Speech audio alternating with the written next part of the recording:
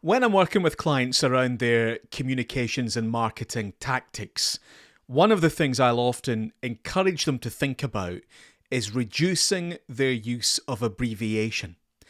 The reason I'm not keen on abbreviation is in 12 or 13 years of doing this, there's been so many times I've been in situations where the client says to me, we have a problem getting our audience, which might be their own staff, but we have a problem getting our audience to understand what it is that we do. We do all this work, we go to all these lengths trying to articulate who we are and what we do. And then I ask them their name, and the answer is in their name. Chartered Institute of Public Relations. It's all there. Now, if you want to call it CIPR internally to make it catchy because everybody knows, well, that's one thing. But if you're talking to an external audience, if you're talking to the media, I would always encourage any client to spell out their name.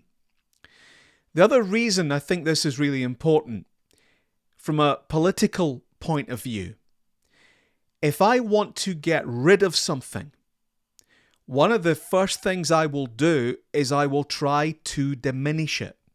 If I can diminish it to a 3-letter catchy acronym, it becomes smaller, flimsier, easier to throw around, maybe something we could live without.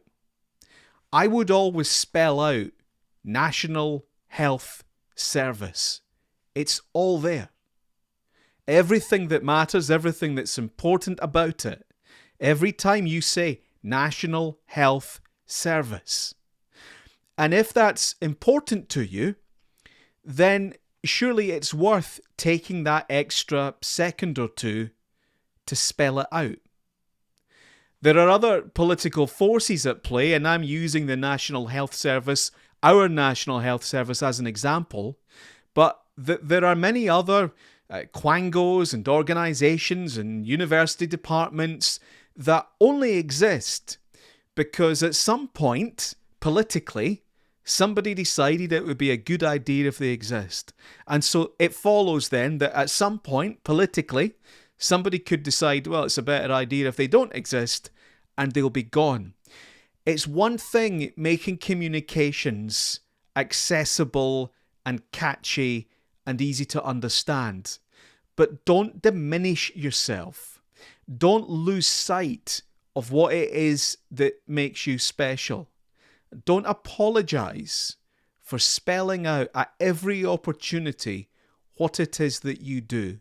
And for me, National Health Service is a far stronger proposition than NHS.